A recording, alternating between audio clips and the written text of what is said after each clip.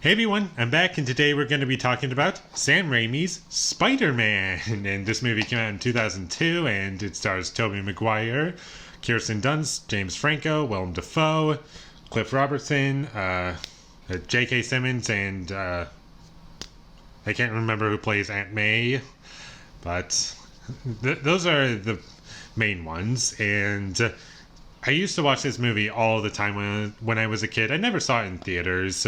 But the first time I watched it was from this DVD, and I was always like, I thought this movie was just so fun and cool, and I pretended I was Spider-Man all the time. And revisiting this movie, it was like I was a kid again, and I had so much fun. I love the characters, and this movie is so much fun for me. And while I don't think it's perfect, I do have a couple issues with it, but overall, the experience, like, if I were to judge this movie by my own personal enjoyment, it would be a 9 out of 10. And I'm not even kidding. That's what I would rate it.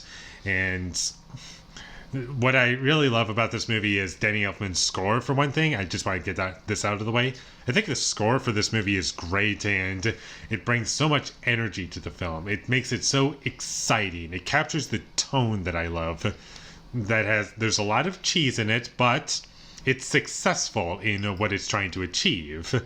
And this movie isn't just a cheesy superhero movie. It's also taking elements from Sam Raimi's Evil Dead trilogy, and it's funny in the way those Evil Dead movies are, where like certain editing and camera tricks are, and the presentation of it, there are elements like that are presented as gags, and that I really love about the movie. And this movie also has a couple jump scares in it, which I find to be really funny. And throughout this entire movie, it's pretty much what you would expect from it, like a cheesy superhero movie, with just a little bit of a horror movie sprinkled in there. And anytime this movie kind of touches on the tone and feel of the Evil Dead movies, it was just really funny to me.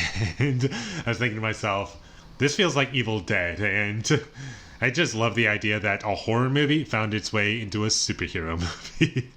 And that's just really funny to me. Now I'm going to talk about the performances in this movie.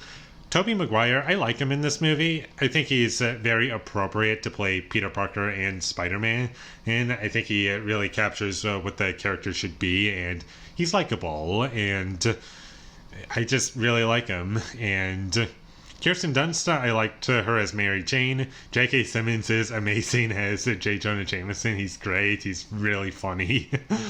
And Willem Dafoe is also amazing. It's like he plays the Green Goblin perfectly, and there's so many scenes where he has like really cheesy lines, and he somehow manages to do this without like cracking a smile or like breaking character, and I love it. Cliff Robertson, I thought he was great, and whoever plays Aunt May, I thought she was also great in the movie. And those two characters, whenever they were on screen, I enjoyed their characters quite a lot. And really, the cast is what brings this movie up a lot for me. And it's the characters that I feel are really strong as well. The only performance in this movie that I didn't really like is James Franco. I don't think he was well cast. I think he looks the part, and I can buy the fact that he is Norman Osborn's son visually, but his actual performance, I just never bought him, and that's also kind of due to the writing. The movie just doesn't give him much to work with, and he doesn't really do anything in the movie. And my biggest problem with James Franco in this movie is that, not in every scene, but most of them, just feels like he's falling asleep, which I found to be really odd. And another issue that I have with the movie is the visual effects in this movie. This movie uses computer animation for humans, and when it takes place at night, I think it looks okay, but when it takes place during the daytime, that's when it looks kind of bad to me. I also kind of wanted to talk about the action scenes in this movie, and they're really exciting and a lot of fun for me. And as I said, the music is great, and that really helps out with my experience. And Spider-Man's costume in this movie, I love it. It's my favorite out of all the Spider-Man we've had over the years, or at least the live-action ones. I haven't seen Into the Spider-Verse yet, so I'll talk about that when I finally see that. But for the live-action ones, this one's my favorite. And the Green Goblin costume, I don't hate it, even though it does look like a Power Ranger suit. I don't mind it at all, really. But it's just when the Green Goblin's, when its eyes are, when it's yellow and the eyelid things are closed, that's when I can take it seriously. It's just when it opens and you can see Willem Dafoe's eyes. It's just, it looks a little too goofy. Another problem that I had with the movie is, it's kind of nitpicky, but I did notice it, is that sometimes with Green Goblin, Willem Dafoe isn't actually saying anything because I can see his mouth pretty clearly in certain shots. And there's a moment where Spider-Man is supposed to try and punch Green Goblin. Green Goblin just brings up his hand and just like stops him right there. And he says, "Impressive," but his mouth didn't move. And it's like, wow, that's not good. To say the least. Overall, I would say I like the first half of this movie a little bit better than the second half, because the first half is building up all of the characters and developing them, and I really love all of that. And the first half is just the origin story of Spider-Man, and it takes its time, but it's never boring. This movie never once had me bored while I was watching it, and that's a plus.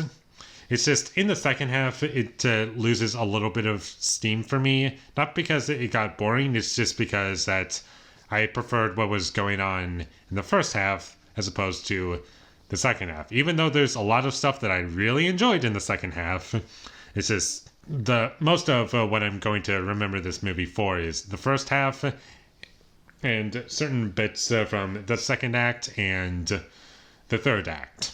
I also kind of want to talk about the relationship between Peter Parker and Mary Jane. I think it's cute, and I enjoyed it, and there were a couple moments where it was a bit too cheesy, but for the most part, I enjoyed it. I also think the movie looks great. I really enjoyed the cinematography of the movie. There's lots of shots in this movie that are just glued in my mind. Even when I first watched it, there's like so much of this movie visually that I remember. And this is a movie that I'm very comfortable saying that it's very close to my heart. And even though I have some issues with it, it's just a movie that will always have a place in my heart. And I would highly recommend that you check this movie out. It's a lot of fun. It's very cheesy, and there's lots of stuff that is just maybe a little too ridiculous for some people, but I don't even mind it.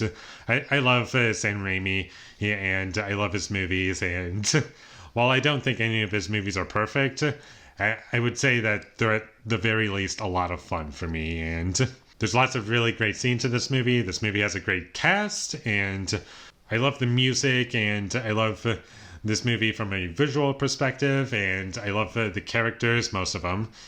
And there's just a lot that I love about this movie. And with all that being said, I'm going to give Spider-Man an 8 out of 10. Thank you for watching my videos as always. If you enjoyed this review, be sure to leave a like and comment down below what you thought of Sam Raimi's Spider-Man down below. And my social media links, they will all be in the description down below, so follow me there. And last but not least, subscribe to be a part of Foley Nation, and I'll see you when I get my next review up, and that is going to be for, 1 second, The Godfather Part 2. So look forward to that. But until I get that up, thank you for watching and have a great day.